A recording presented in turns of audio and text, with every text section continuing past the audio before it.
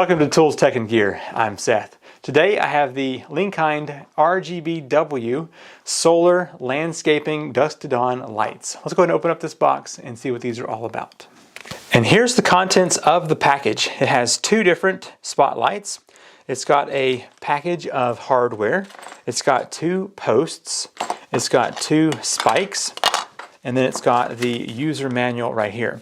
Now for mounting this, you can attach this straight to a wall, and then this side with the hardware in here will clamp to the bottom of the light, and it can do up and down that way. And it also has the option to go 90 degrees if you spin this piece right here. So you can focus this in several directions. You can also use this same mount here to install the spike on the bottom, and that's actually what I'm going to be doing. So this little spike here and post is a pretty cool design that is multifunctional. Now let's zoom in and take a look at the lights themselves. There is a solar panel here on the top that also acts as the on-off button. So whenever there is light hitting this, it will be charging and the actual function will be off of the LEDs. So if you turn to the front, you can see where the LEDs are there. Now this is a red, green, blue, and white, so it can do multiple colors. I'll show you that here in just a bit. If you turn it upside down, there is a single red button right here. And then this right here where the posts attach will be able to turn. It's got a really nice solid connection in there, but that will turn back and forth so you can angle this. It also has the Linkind logo right here on the side. So let's go ahead and see the functions. Like I said, if you turn this upside down, it will turn on whenever it is turned on. There you go. So if we push this red button, it will go through the different lighting settings. So here we have orange. Click this, we've got a green, we've got a purple, lime green, we've got pink, blue, that one's maybe I don't know, I guess another kind of purple. And that's the regular white light, and that's off. So now the orange may come out as red at nighttime. Let's turn off my studio lights and we will see what these look like in the dark. Okay, I've got my studio lights off. Let's go ahead and push the red button once. And what looked orange earlier definitely seems red now. So we've got a dark green, we've got a purple, a lime green, which kind of looks light here on the camera, but in person definitely has a lime green tint to it. Got this pink color, and this is another blue. That's, I think, the white color. Nope, that's white. So it has two different colors of white. To be honest, I'll probably leave this color on most of the time, but it may be fun to have some of the other colors at certain times of the year. Maybe here for Christmas I could do red and green. Now there's one more setting, and that's mixed mode.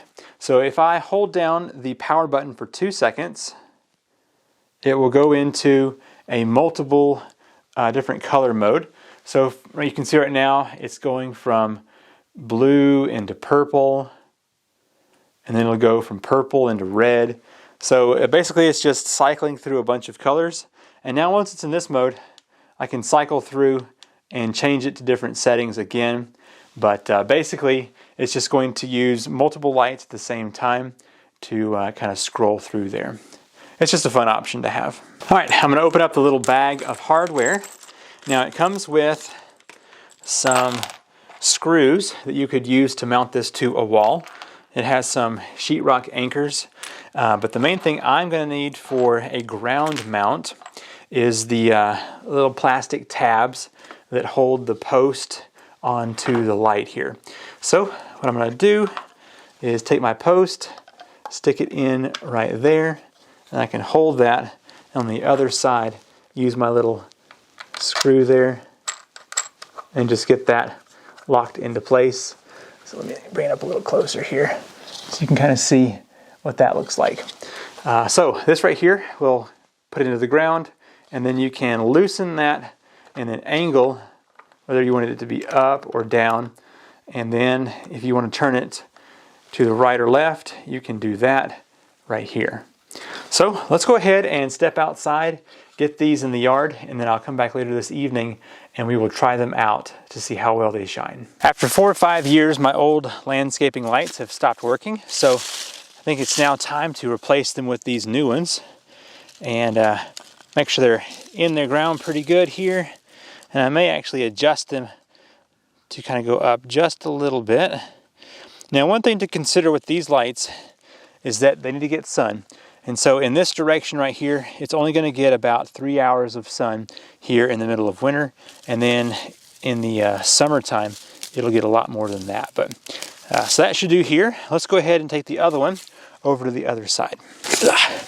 That one's done pretty good over the years. So I'm going to go ahead and angle this a little bit more towards the house, and that'll get even more sun than the other one will. Should be good about right there. And then I may angle this one up just a little bit as well. The grass is a little bit tall here. So I know they have saved space in their packaging by doing smaller spikes, but it actually might be nice to have a little bit taller spike on these lights because that's pretty close to the ground. My old light here sat about that high, and this one's about 3 or 4 inches lower, but should still be good. Let me tighten that down, and we'll come back later this evening and we'll push the button and try the different settings out here in a real world situation. I'm back out here at dusk to turn this light on so we can see what it looks like here at night. We go ahead and turn the button on. All right, I'm gonna let this focus here. This is the red light. Let's see how far it shoots here. Yeah, it turned it red, huh? All right, let's go ahead and change the color. So there's green and purple, and that's lime color, pink, blue, whatever that is, and here's normal. So let's step back for a second and see how that's doing. So it's not really projecting the light very far, but it will certainly help prevent people from going off the driveway. I think if you were wanting this to project onto a house or something, it'd have to be pretty close. But you can see where it's shining there on my daughter. So let's go ahead and turn on the other one, and we will test out the changing light function.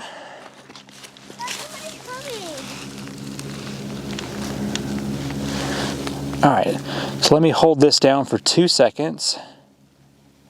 All right, and now it's going to change colors. By itself? By itself, yeah.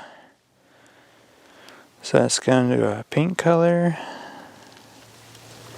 And now yellow and green. Pretty cool, huh? All right, but I think for now we're just going to leave it on the regular setting.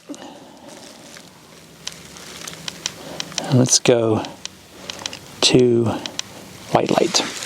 All right, there we go. Now if we step back on the driveway, we can see that there's those lights that we don't want to back into the ditch. There and there. It's actually been a couple of days, and I wanted to come back out here and show you that these lights are still working really well. So I've got one here on both sides of the driveway, and it's been so nice to have these here so that you don't accidentally back out and fall in the ditch. But I wanted to bring one of these closer to my shop so you can kind of see the amount of light they shine and how close you would have to have it before it's really effective to illuminate a surface, if that makes sense. So let me step over here to the shop. I've placed the light 8 feet away from my building, and you can see it's got just a very faint glow of the light. And so let's go ahead and change the color here. It should turn off the first click, yeah. So there's the red color. I mean, it's decently bright on there. That one's a lot brighter. So let me step back here, I don't know, 10 or 15 feet from that, and you can see how bright that is on the building. And I think it's actually a little brighter on the camera than it is in person. But I just wanted to give you an idea of what happens if you shine this on a building from 8 feet away. Let's do that red again because it's pretty serious. Yeah, it's kind of creepy. So anyway, there you go. That's what one light looks like at 8 feet away from the building. So whenever this light is just out in the middle of my driveway, it is not quite as bright, but it's just what I want to be on both sides of my drive so I don't back off the hill. Thank you so much for watching Tools Tech. No, I'm not going to do that. I'm Seth with Tools Tech and Gear. Thank you so much for watching. If you want to check these lights out, I have a link in the description down below.